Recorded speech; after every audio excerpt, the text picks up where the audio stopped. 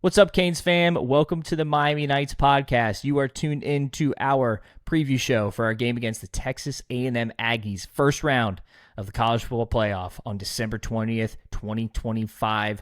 We are hyped over here in the Miami Knights podcast. We got a great show for you today. We're going to talk about Mario Cristobal's press conference this week, some of the chatter around the country, maybe some back and forth banter between the teams, and get into what this matchup looks like between your Canes and Texas A&M. We're pumped. Canes fans, we're going to get into this, but you guys deserve this. Let's get excited about this week and go Canes. I'm hurt, dog. Don't ask me if I'm all right. Hell no. Joaquin said dominate, and we not doing it. Steer from the 3. Streaks across the 30. He might be gone. It's up. Gaston to the right. Oh, They got blockers. They got blockers. They've got a lane. into the end zone. Touchdown, Miami. Darrell Langham with the grab. Stars intercepted. Look out. Trajan Bandy, the true freshman. We got the truth again. Because when the U is on and the U brings it, there's nothing like it. We got to get this. And it's going to take everybody. Gentlemen, it is December 17th, 2025, and we are 3 days out from playing Texas A&M in College Station, first round of the college football playoff. Also the first time all of us have been on a preview show for an opponent this season, so a lot of firsts for the Miami Hurricanes. Gentlemen, how we feeling? I know you all just recorded a little bit ago, recapping the season. You go back and listen to that episode if you haven't listened to it yet, but how we feeling today? Feeling good, baby. Jimmy, just a note and a little peek behind the curtain. The podcast magic is when the listeners are listening to this, it is Thursday, December 18th. True. That's so true. You just want to keep it fresh for the listeners. That is true. I'm just simply Just in here to case provide something that- happens provide between that now note. and tomorrow, we have some backup. That's the safety net. Yeah. Yes. Okay. But feeling good. I can't believe game day's already almost here. I mean, it just feels like yesterday that we were announced, and it's time. We get a little football Friday night, start off the playoffs, and then it's us at noon. Oh, it's like it's an early Christmas. Truly. It is. It's game week. I mean, as you guys, it's. I can't believe it. I'm still pinching myself, starting to get goosebumps, it's starting to feel real, and I think kickoff. I mean, I'm just going to be absolutely electric when we kick the ball off or when we receive the opening kick, whichever it is. I'd like to see us defer, but hey, Okay. the atmosphere. You want is your gonna be best electric. side of the ball to be on the field first. defensive stop. Kurt, Quiet the Kurt's crowd. hyped up for this podcast. He was just fending off an iguana from his garage, so it was nice of him to be able to make this. That's proof that we have someone who actually lives in South Florida from this podcast. So That's right. That's right. Yes. South Florida probs. well, cool. Well, listen, And Wish I could say I handled it like a man. But those things are hopefully scary, there's man. no, ring those footage. things are free. They're not scared of people. Like they are. Yeah, No. they're not afraid to die. All right, gentlemen, I just finished my law school final, so I got my beard of the week, even on a Wednesday. It's good to be here, gentlemen. We have arrived, and you got it's happy over here in the Nugent household. Whoa, that just blew up. Nice. Yeah, I got started a little bit earlier myself.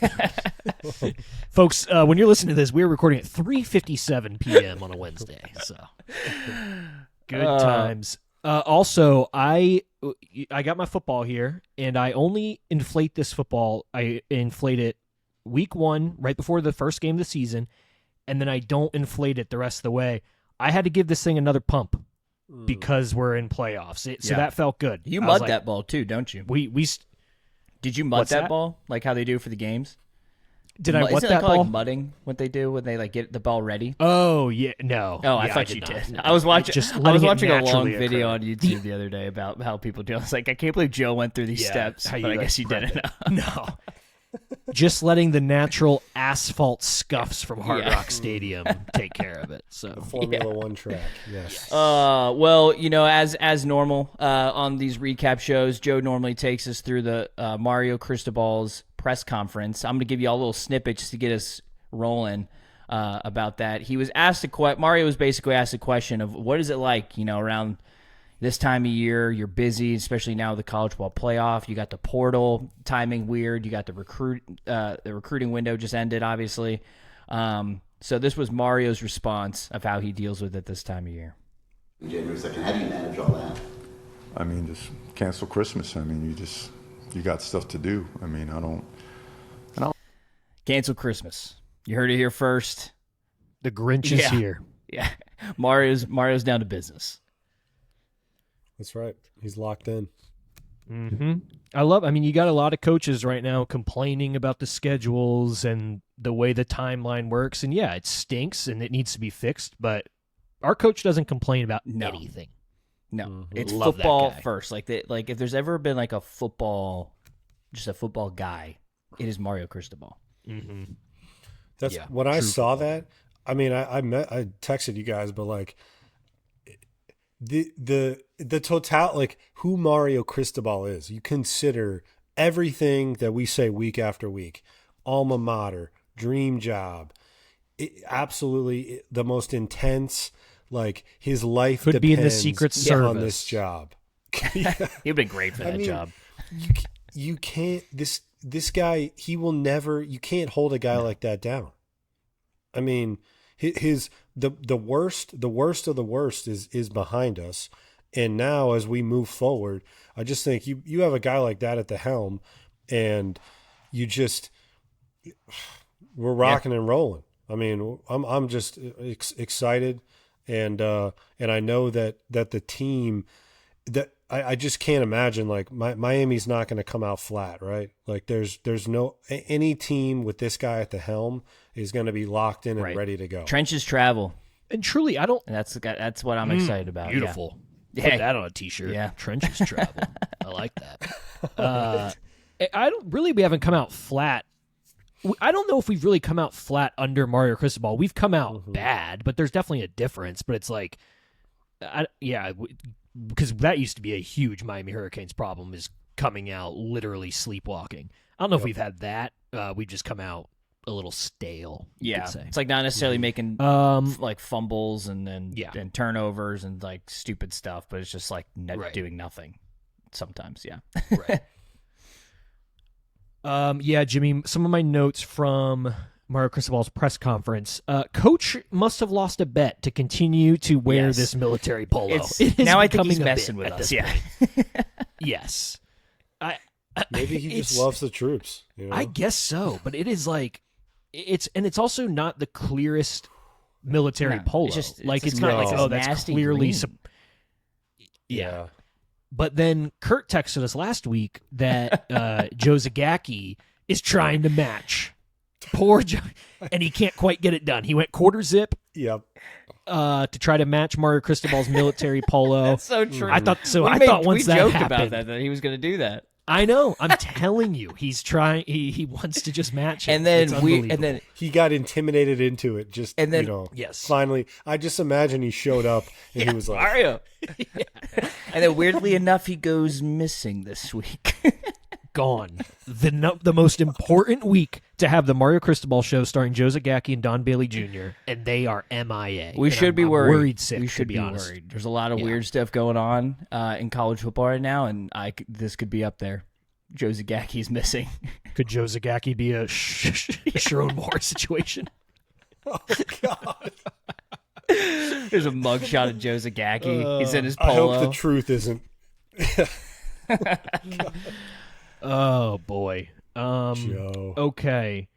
Mark Fletcher, fully healthy. Yeah. Completely. 100%. Good to go. Kurt and I talked on Monday about how important the running game is going to be for Miami, and it looks like we are going to be full go there with the Fletcher and Juice combo. The Juice. We got a lot of now we got Sharon Moore and the Juice on with the Miami. Yeah. It's good company. Just need to find ourselves an Aaron Hernandez. Wow. Do you guys? What do you think the rotation is going to look like with the healthy running back room? Mario wasn't shy starting Pringle, so I think, like we've said over and over again, that he's adjusted to what this season has presented to him. And I would not be shocked if I saw Pringle. I also wouldn't be shocked if I saw Fletcher starting. But I mean, you cannot deny that the offense has looked the most like a three-headed monster. Yeah, but the offense has looked the most explosive when Pringle is in the backfield, in my opinion. Agreed. Anything else good from it, Joe? Yeah, he had a really good quote. He said, "Anxiety kills performance." I really like that quote. Yeah, I don't see. And I don't think Mario's nervous for that. Like, Mario's built for this. And I actually think he's been in this stadium before. He's coached in this stadium before. Yeah, obviously it didn't go great, but it was who had the muff punt in that game? Stevenson. Minus that, we might win that game at Texas A&M. That was a horrific Miami team that we had that season. That completely flipped the game. That definitely turned the momentum. Jimmy, did you say? Was it who said? Did one of you guys compare Mario to Dan Campbell recently? I did not. Maybe it was you. No. Well, I was going to give you props, but maybe it just I don't. He seems like he's cut from that same cloth of guys who he knows the right things to say. It's not like he doesn't have to conjure it up. It's who he is. He's gonna motivate the team. The team's gonna be locked in. You're gonna get these quotes where, I just think I'm looking forward to seeing how we start this game. Like, just the reckless abandon. Like, if the team eventually is going to adopt the coach's personality, the head coach, CEO style. And leader of men, and they weren't necessarily known as I guess he's an offensive line guru. But he wasn't like this offensive mastermind. He wasn't this defensive mastermind coming in. But he was a leader of men, and he can lead a program like Dan Campbell. And still smart, like Dan Campbell. They're smart guys. They just live and breathe football. They're not just meatheads. The last note, other than just stuff he mentioned about Texas A&M that we'll get into in our actual prep, is he says that he feels really good about Keontae Scott playing. That's dangerous. So that means Keontae Scott is dead. I'm shocked. That guy's been in a boot, but I'm thrilled. Turf toe is the rumor, is that what right? the rumor was? That thing's nasty. Yeah. It's like the worst name for an injury ever for what it actually is. Yeah. It all depends on what grade it is. Yep. It's very serious. It's a very serious injury. I know guys who it's lingered for years. Yeah. Yeah, so it's an awkward, and the big toe is very important. It's a very important phalange. That's good. No, it's a good word. Word of the day. Yeah. That's our science. That's our science. No, it'll be interesting. Yeah, he says he's really excited about him, or like what he's like that he'll expect him to be back, but also it's like at what percent? Because Frank, we saw Fletcher come back towards the end of the season, but obviously not until now that he's fully healthy. So, frankly, the defense hasn't necessarily skipped a beat. I love having more bodies back there, but I'm not nervous if he's not 100% because Poyser's really stepped up. Fitzgerald has filled the nickel spot pretty well. So if we can hold it down, I think we'll have Frederic back too, right?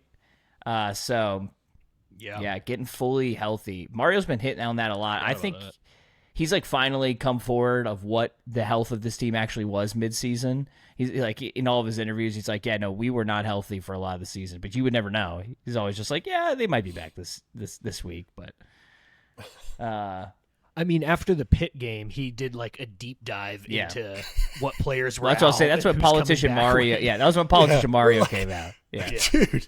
The season's over. I'm with never Joe. I think this intel. Keontae Scott might show up with a peg leg to College Station. I don't know. If he was playing, I think he would get the Mark Fletcher treatment where it's like, he's playing. All right, boys. We got an SEC opponent. And I love that we're playing an SEC opponent the first week because it just means more. Mm-hmm. And they have propped them up all season, even though they're 6-4 against the ACC. And I'm thrilled at the opportunity that the Hurricanes have, because I've listened to a few Texas A&M podcasts, and they seem to be. There was a guy interviewed with Josh Pate Josh Pate didn't say this was the other guy, but basically he was like, I'm kind of happy that it's an ACC opponent that we're playing, and I don't know if they're going to be able to keep up with, like an SEC line. And Josh Pate's like, whoa. I don't like mean to burst your bubble over here, but like I don't know if you know what you're dealing with a Miami offensive line, defensive line. The best defensive line or best offensive line that we probably faced this year was maybe UF, and we pushed them around for 4 quarters. So when you think about we'll get into it with Texas A&M right now. When you think about hard-nosed football and the trenches, who do you think wins this battle? Because Texas A&M does have good trenches, but how do we see that matchup going? I mean, I would say as far as the trenches goes, Texas A&M, where they absolutely shine is their defensive line's ability to get after the quarterback. They lead the nation in sacks. They are ferocious when it comes to rushing the passer. And I think that's going to be a key. Our pass protection on the flip side has been great. I think aren't we the best in the country? We're a top 5, and I apologize about Dobby. Jimmy says for me never to apologize because he get canceled blocks it out, but I'm going to do it anyway. Yeah, I think we're at least top 5. Now, where they then struggle is stopping the run game. Kurt and I talked about this on Monday. It's like if Miami can establish the run and run the football, because there's still a lot left on the bone when it comes to Miami's running game. I think that's where. So it's like. But it's very equal kind of across the board. I think where Miami has the edge is our ability to run against Texas A&M's defensive line. But I am worried about Beck getting pressured, something similar we saw against like what Louisville did to him. Once he starts feeling the pressure and throwing off his back foot, some bad things can happen. Yeah, I agree. We're number 8 in the country in sacks allowed this season, just under 1 per game. I think this is a great opportunity for CC Maui Noah and potentially Inez Cooper, Brockermeyer, Markel Bell, for these guys to really show what they're worth and when it comes to the next level, especially CC Maui Noah, he's going to be another guy that's going to go probably in the top 15.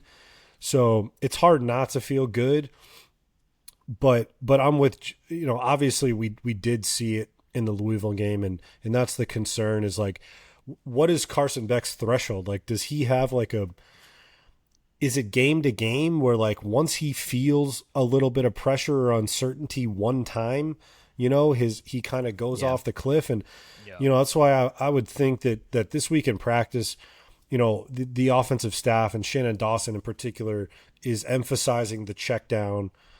Malachi Tonia in the slot, maybe the tight ends, the running backs. We've done a good job this season of being able to dump the ball off to the running backs. Our running backs never lose yards. So just remembering to get those guys the ball, I think, is important.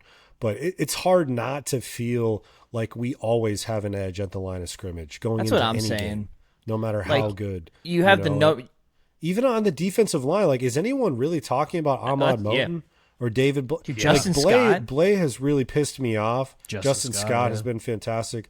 Blay has pissed me off with his pre-snap penalties, but he's been really good this year. And I think Ahmad Moten is the most underrated defensive tackle in the country. No, I mean, and you can never downplay enough, like, having the number 1 and 2 graded defensive ends in the country. Like, I don't care who your offensive line is, like, we're going to get after the quarterback. Maybe not as frequently as we normally do, but like they're graded like that for a reason. And if you're going to double team one, the other one's, got one guy on them. So, I'm excited to see what they're going to do for this game. And there were some choice words. Joe, if you got something you want to say about, I was going to play a recording of, Oh, go ahead. Their Texas A&M offensive lineman, I don't remember his name, was basically asked about what they plan to do with Miami's defensive line, specifically Ruben Bain. And he basically said, he's like, you know who they quoted? They're like, everyone said this about Missouri, and we handled that line pretty well. And We're not. They're drinking their own SEC Kool-Aid when comparing Missouri's defensive line to Miami's defensive line. But this was Bain's response basically when they basically said they weren't worried about it and they can handle it. This was Bain's response. Oh no, man. God bless those guys. They just playing football the way they play it. They're playing football the way they play it. If I want to see Bain's notebook going into this week, God bless those guys. That was an intense. God bless those guys. Have you ever seen like an offensive and defensive line? Like, when did they start interviewing these people like this? I've never seen this happen. I've seen quotes from their O-line and D-linemen They're all tossing week. the bait out to that line, and they're taking it all. Like that's what I'm thankful with Miami, and we don't give bulletin material. Yeah. But I don't think I've ever seen CeCe Noah speak. I mean, but they got like 6 guys at the press, and they're all like. Yeah, they're all talking trash, but I mean, I'm fine with it because it probably motivates our team. We've just got Mesidor talking every week about how he's from Canada. That's all we get. I will say too, and Coach Mario Cristobal talked about this in his press conference, that Texas A&M is also number 1 in the nation on third down defense, and he mentioned it's because a lot of times they've got teams in third and long. So what Kurt was mentioning, Miami's ability to stay ahead of the chains and to not take negative yardage, I think is going to be key here, because Texas A&M is just very good at creating negative plays. So if we can just stay on schedule, running the football is going to be just of the utmost importance in this game. And then on the other side of the ball, I kind of see this similar to like playing Virginia Tech as far as what they did on offense versus our defense. This is just, they're obviously a lot better than Virginia Tech, but it's like we're going to have to give up some run plays. Marcel Reed is going to escape the pocket at times. I mean, he's got 500 rushing yards on the year. He's only at a 60% percentage clip, so like make him throw the ball, get them to turn the ball over. I think that's my other key here is Texas A&M, as good as their defense is, they are bottom of the country in forcing turnovers. 9 total on the year, 3 in their last 4 games. Miami, on the other hand, we can create turnovers. We're like plus 9 margin. And that's saying something. So I think that's, so I think that's where it's going to be like, Kurt and I talked about this on Monday. I think it's going to be low scoring, just like a kind of a battle.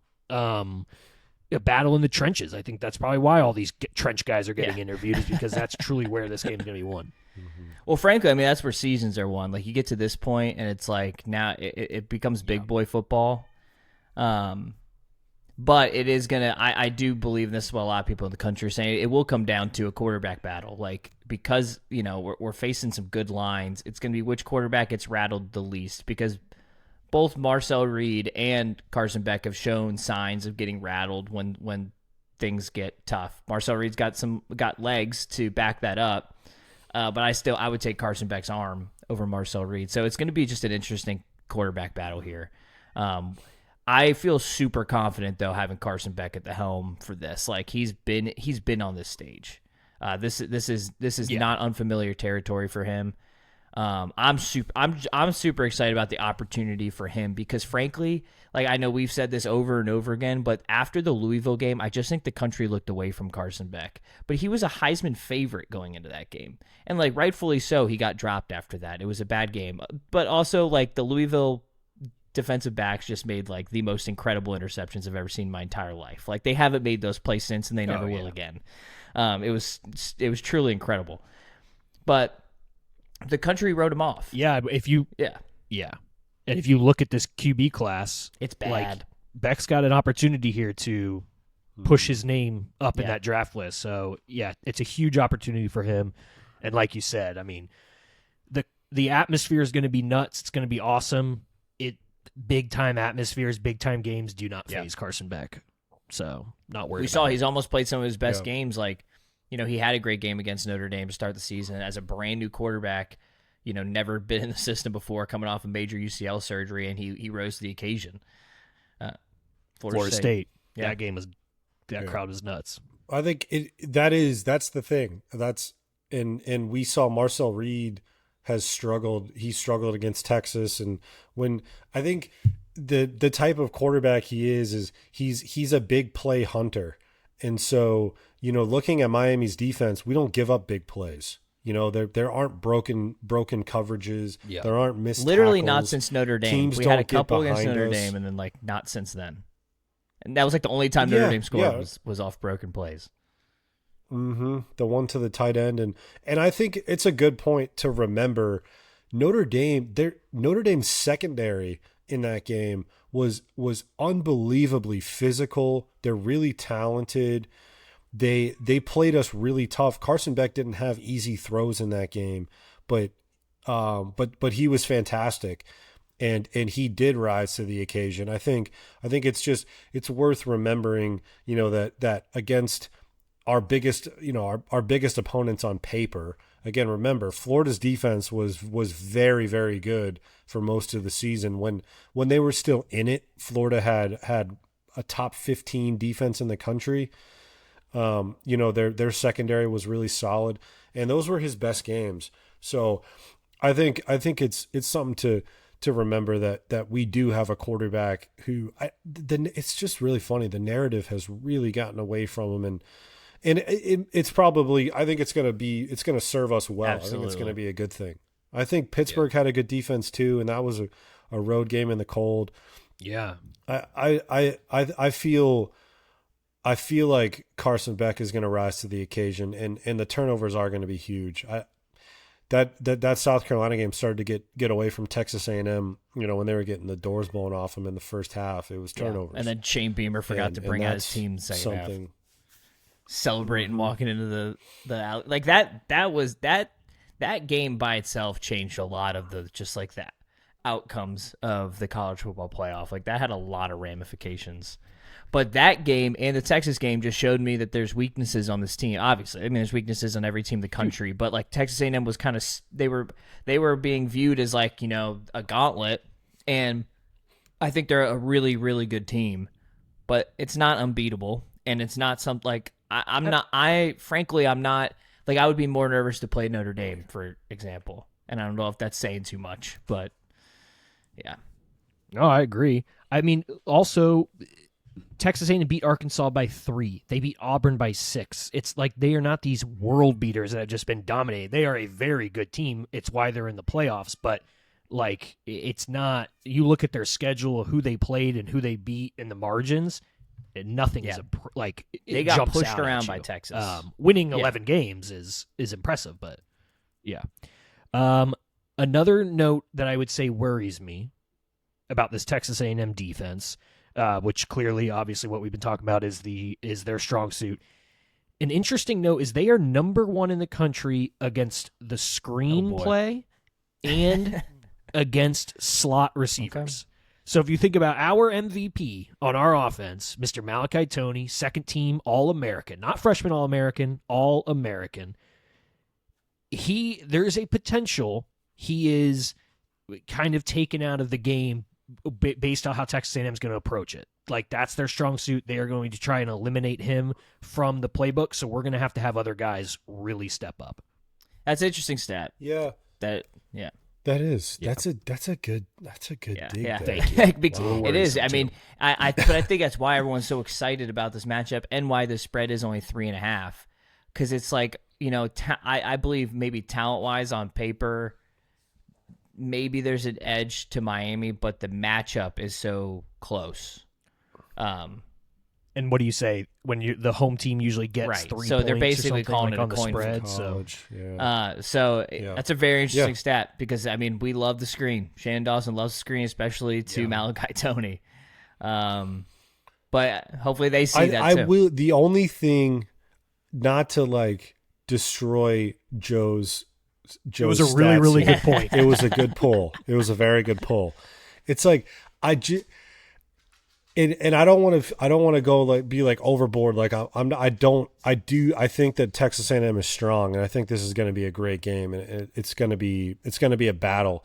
But I think the SEC thing. I just look at their schedule this year, and I'm just Auburn, Mississippi State, Florida, Texas was the first Arkansas, SEC team in the top LSU, half of the SEC that they played all season. Missouri. Yeah. A lot of bad offenses. I mean, it is, and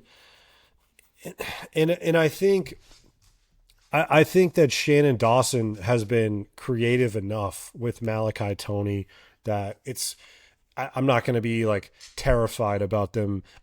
They're going to have to key on him. I mean, he's a game breaker. That's obvious, and I think I'm excited too at the opportunity. CJ Daniels has, because of the injury. He's another guy that's like it's kind of gone away, but he's been brilliant this season. I mean, he has caught everything in his that's come into his orbit. And Keelan Marion, we talked as the season progressed. Keelan Marion hit his stride. Oh, he's really gotten good, much better as the season's went. I agree. Yeah. So did you know that he's like more? He was playmakers. mainly coming in as a special teams guy. And did you know that? Yeah, he's a return. I think I heard that he's a dynamic return specialist. He was a good return guy. Another name for you, KC Concepcion. What does that make you feel? He's like got to be 30 at this point. He was on those teams that we played in 2022, right? Was he he's burned us before. Yeah. He's very good. Yeah, I mean, we saw, was it Bell on Louisville? Absolutely killed us earlier this season. I mean, they have a really solid receiving core. They really do, and I think they're gonna get Moss, one of their star running backs, back as well. So yeah, this is I think it. I've said it the past two shows since the matchup was announced. Now, Texas A&M, when you think about blue chip schools, who Texas A&M's known, that's what they're known for now is underperforming, right? With the talent that they've been since Jimbo Fisher. Mm-hmm. Texas A&M is not afraid, or they're not afraid. They're bringing in blue chips. Yeah, you know, so that's in the modern sense, us and Texas A&M are pretty similar programs. In the way that we've had so much talent, and it makes you shake your head every year. You're like, why aren't they in the picture? So that's why it's going to be very interesting. Them even more so with they're third in total revenue behind Ohio State and Texas. I mean, you could put Texas in that list too of like teams that have underperformed the last several years. Texas A&M. Except Texas A&M. A positive note for Miami here, kicking game. Kurt and I talked about old Carter Davis, the Irish killer, on Monday, and how solid he's been. Texas A&M's field goal kicking game. First of all, they have two kickers, which is never a good thing. That's where we thought we were 3 months ago. That's where we thought we were. You don't want to be, so the short long kicker thing is how do you get into that? How do you, as a kicker, how are you, like, mentally, you have to, like, oh, wait, now we just got sacked, now it's up to me, like, right. It's insane. You lose 5 yards, or it's like you're on the threshold line, and it's like, do we send the short guy or the long guy? And it's a confidence thing, too, Are they both kicking in a net on the sideline? It's crazy. People talk about kickers' psyche all the time. That's definitely messing with How do you deal with two of those? Yeah, exactly. So if we're talking about this game kind of being a defensive slugfest and only a 3.5 point spread, I think there's going to be some pretty important field goals to be made. That is a good point. Joe just coming with the heat. Anything else, man? Just keep it rolling. Joe's seasoned on these preview shows. Had a lot of free time today. Hey, I'm the one drinking a beer at 3:30, so. Yeah, I think that's all I got. Did you guys on your, I was listening to your episode from Monday in the gym today, but I didn't get to the end. Did you get into Eye of the Hurricane for today or for this week? You did. We did. All right. Yeah. Yep. We did it kind of more broadly playoffs, but okay. Yeah. Let's go. You want to go more specific, Texas A&M? I mean, did you want to respond to Joe's Hurricane of the Year? Yeah. Did you hear that? Did you catch that? I did. Thank you, Kurt. Thank you. So before this gets that too out of hand, I am a huge Mario Cristobal supporter, and I completely agree. Give him her. Dude, I when I looked at the head coach awards, whatever that one's called, I was actually surprised that I think Mario was actually on it last year. He was like maybe one of the finalists or at least semifinalists. But like, I'd give that thing. I mean, I obviously Signetti deserves it. They did an incredible job this year. But he gets so disrespected. Like, I mean, he's has a tendency Miami team in the playoffs. Dude, he brought this team back from just the gutter, and so yeah. So before it gets out of hand, I am thrilled. That's a great choice, Joe. Mario Cristobal as the Hurricane of the Year. Yes. To be fair to you, Jimmy, too, to give you credit, you were screaming for Mario Cristobal to be the coach for Miami for I was a prior long time. to.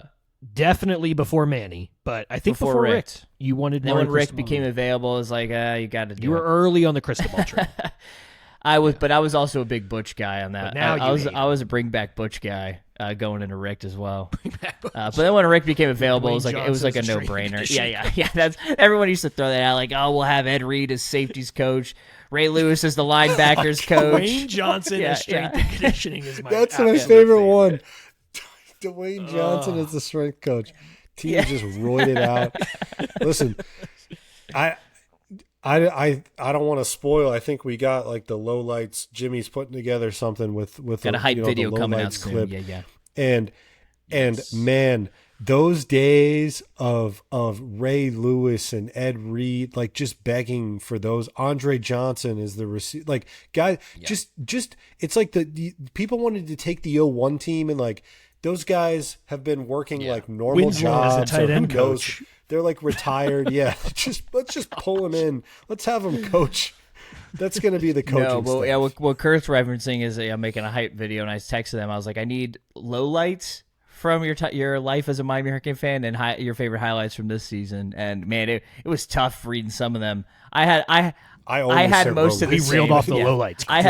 It's easy for us. You can just rip them off, but. Yeah, it was.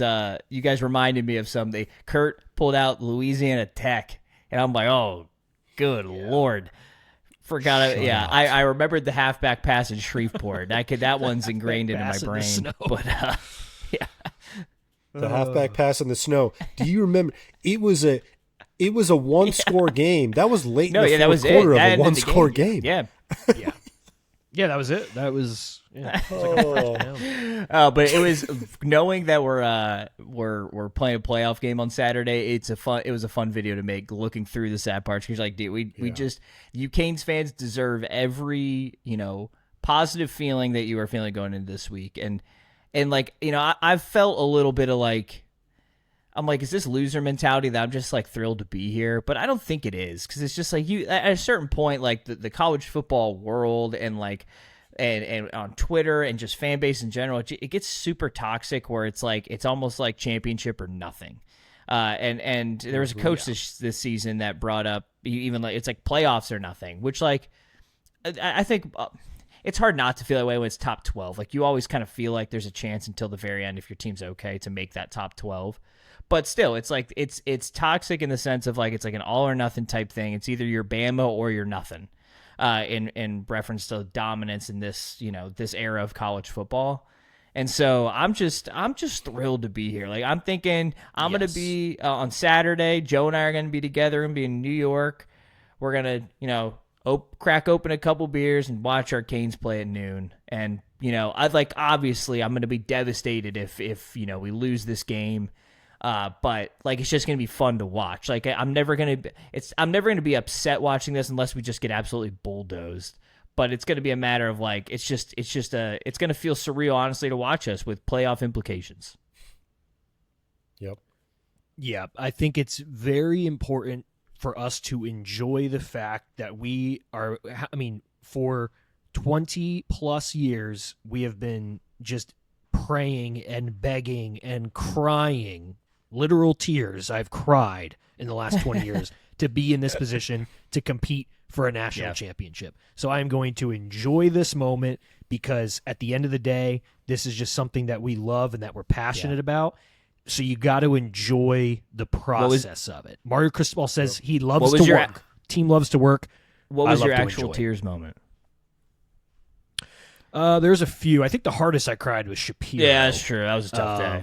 I'll actually never forget that day. The Yahoo Sports announcement, and Joe and I get home from school. The blinds are shut, and we're sitting there in front of the TV, and we're just waiting for Dad to get home from work. He comes through, he doesn't say a word, closes the door, sits on the couch with us, and we just watch. And it was just tough. And then you cried North Carolina Yeah, that was game. a young that one didn't deserve to cry about. We lost on like a last minute touchdown, but I was like 12. But I did genuinely the block of the rock. That one I don't know if I necessarily cried, but I was like sick for a solid like 2 or 3 days. Like that one hit me hard because it was just devastating. So I was just curious. Kerr, have you ever cried over a Miami game? And then I teared up Georgia Tech. the knee. I teared up. Yeah, it's been a brutal.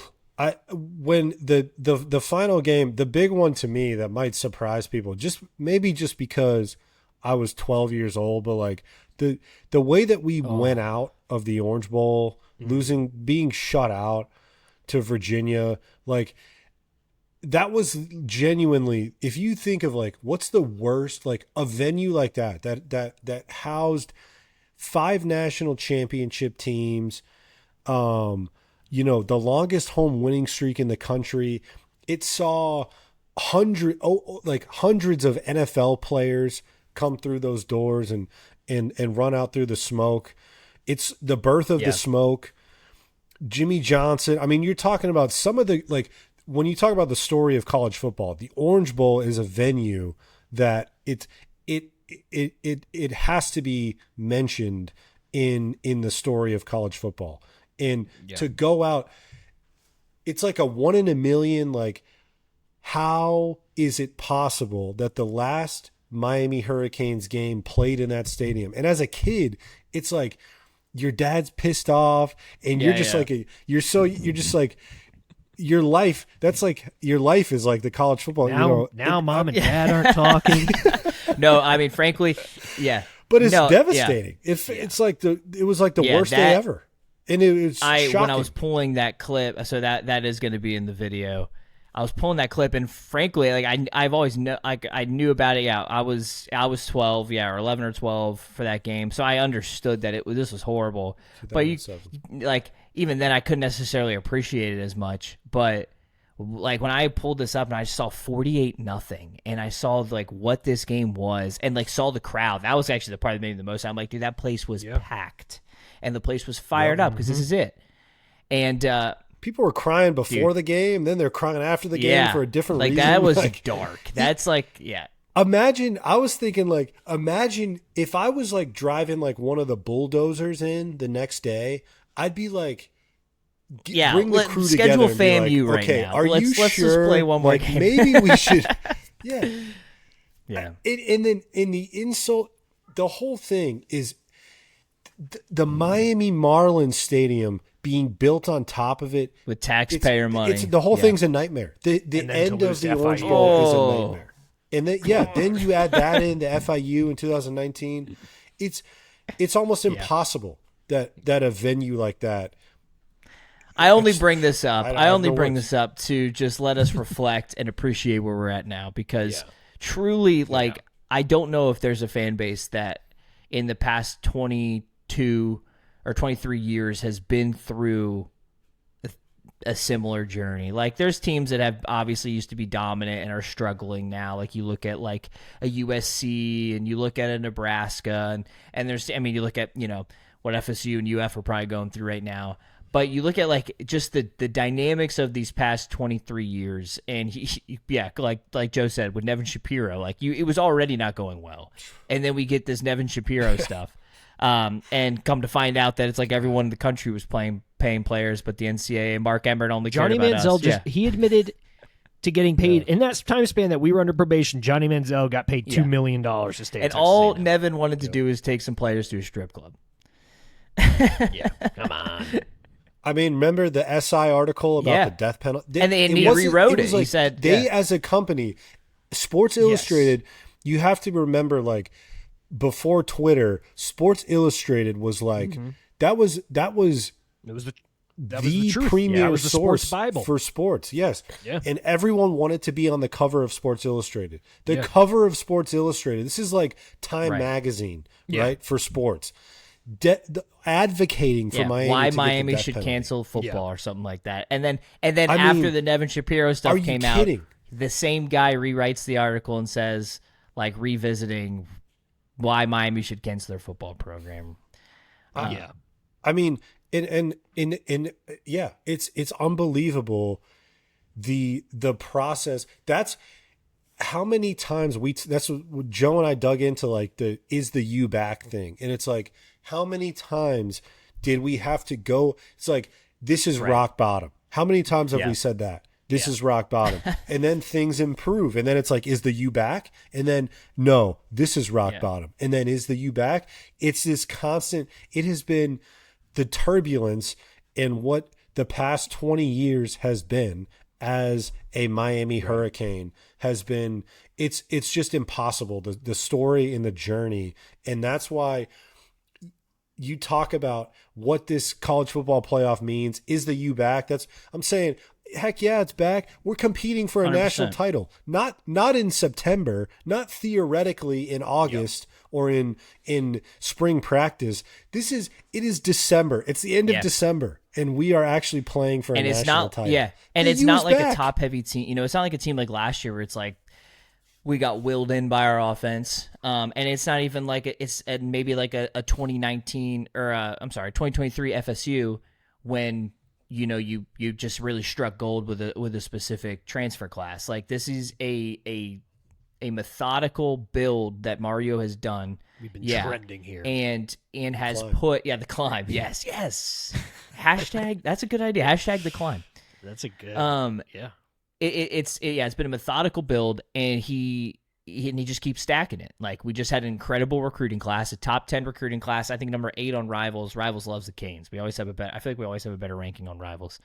So it's always the worst on ESPN. But frankly, Joe brought this up on his podcast that he joined with the College Huddle main podcast. Was if it wasn't Mario Cristobal, we didn't really know who it was going to be. Like, and we've said that. Like, if it's not him, then who?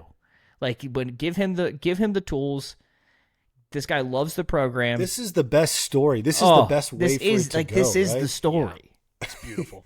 And I hate to look at the forward path with what this college, like we've said it, but the Ohio State game, and then maybe a Carson Beck versus Georgia game, and then a potentially Miami versus Oregon national champion. It's disgusting, and I can't even look that far ahead. But we've said that there's something in the air this season. We've said that. We were saying that back. Yeah, I can feel it. We should play that. Yeah, we should play that song. games. But the point is, enjoy Saturday for everything that it is. Soak it in, because it's just like this is why we're fans for games like Saturday. Like if you can't enjoy this, then check your pulse. Your wood's wet. All right.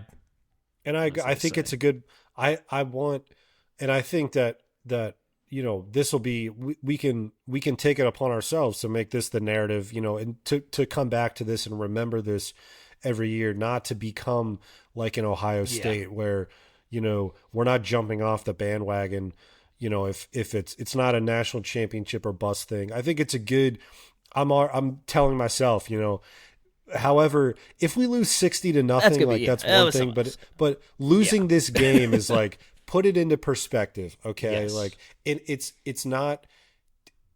Joe said it 100 times in our Monday show, is like not to be too, you know, happy to be here where it's like, oh, whatever, I don't care about winning. We certainly do care, and I won't be able to sit down for 3.5 hours.